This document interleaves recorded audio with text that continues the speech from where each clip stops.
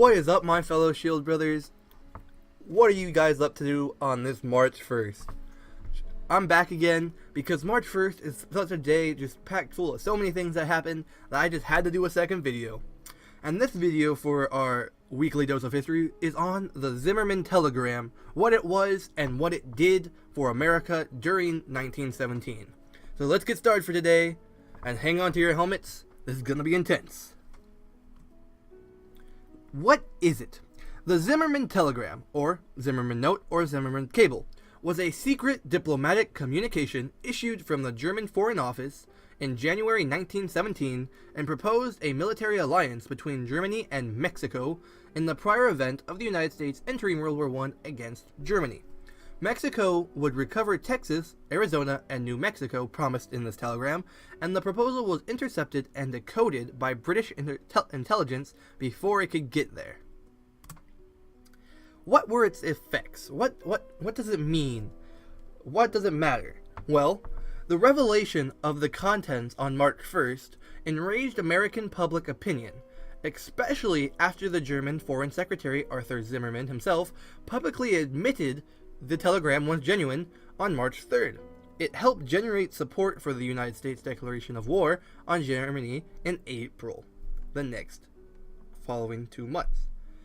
This was one of the final straws that would break the camel's back to get America into the Great War, because there was already anti-Mexican sentiment and anti-German sentiment going on in America. So when we received this telegram and it was published on the newspapers, it was that little bit of gasoline that was needed to stoke the fire to burning temperature. So what was the Mexican response? Well, the Mexican president at the time sent generals to go see if we could even be able to do this, if Mexico would even be able to do this, and if it was even a worthwhile adventure to go to war with America at the time. Well, Mexico was in the midst of a civil war, and the President Carranza's position was far from secure at all. They were very unstable at the time. And a declaration of war by his regime would be provided an opportunity for the opposing faction to get aligned with the U.S. and overtake his seat of power. More importantly, the United States was just far stronger militarily and economically than Mexico was. Germany's promises of generous financial support were very unreliable. The German government had already informed Carranza in June 1916 that they were unable to provide the necessary gold to stock a completely independent Mexican national bank. So because of this, they did not see a way that they would be able to fund a war against the US or a military. And also, finally, the ABC nations, which were Argentina, Brazil, and I believe Chile, organized the Niagara Falls Peace Conference in 1914, and this was to avoid a full-scale war between the United States and Mexico over the United States occupation of Veracruz. If Mexico were to enter war against the United States, it would strain relations with these other South American countries.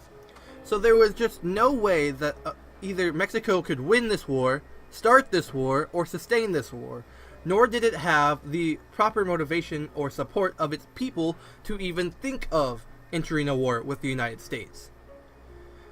Also, there would be no way to pacify or really relate to an Anglo-Saxon, English Protestant population of these states that it wanted to take back. So what were the further effects in the United States? Well, popular sentiment in the United States at the time was anti-Mexican and anti-German, as I said. So while Mexico was considerable anti-American sentiment, so it was very high tensions. There was even General John J. Pershing, who had long been chasing the revolutionary Pancho Villa and carried out several cross-border raids about this time. And then news of this telegram further inflamed tensions between the United States and Mexico, that there was even small skirmishes between the normal populace. So what was the U.S. action? What did they do in response? Public opinion demanded action. Woodrow Wilson had long looked and seeked to be an isolationist who did not want to interfere with the European theater of this war. Wilson had previously refused to even assign any U.S. Navy crews or guns to the merchant ships that were being attacked and sailed across the Atlantic.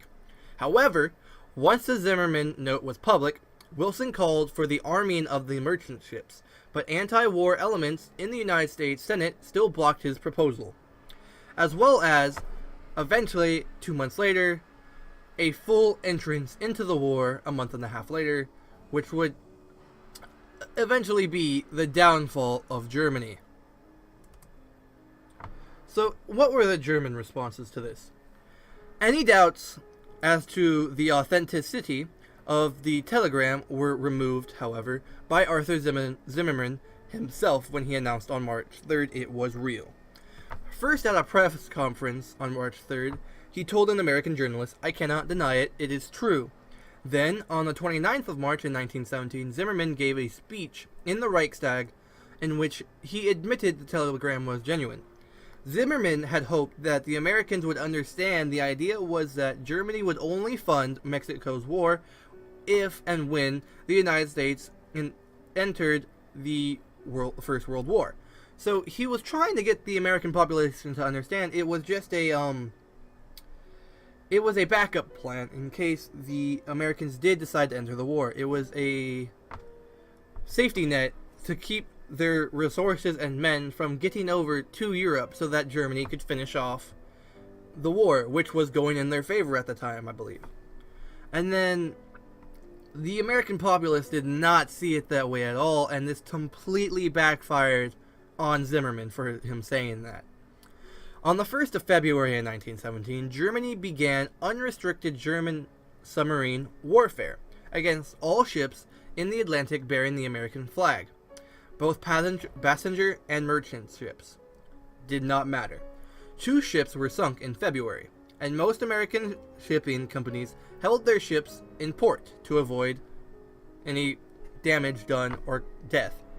Besides the highly provocative war proposal to Mexico, the telegram also mentioned ruthless employment of our submarines, further than what they were already doing, which further scared the U.S. government and populace. This here is a map of what was promised to Mexico if they were to help. The light green is immediate annexation, and then that red line is what their goal would be for the war to get to claim. So you can see how Mexico had a lot to win in this war, but they also had just so much to lose if they would respond to the Zimmerman telegram. This is one of the anti-German posters that was used by the U.S. At the time, and let me just say, I believe that we did not have the full right to go to war with Germany in the way that we did and the way that we went about it, and because of that we did interfere, it caused a much bigger problem in the years to come, and I just... Don't crucify me for this, but I don't think we should have interfered in World War I at all. But let's continue. I digress. Thanks for watching. I hope you learned something about World War I. I hope you learned something about the Zimmerman telegram. And as always, I thank you so much for watching. This is the final video for today. I know it's a double post, which is very special for today because March 1st is so special. And as always, this has been Shield Brother 6. If you like this content, leave me a like. If you don't, leave me a dislike. And as always, if you have a comment, suggestion, or a concern, you can leave that down for me in the comment section down below.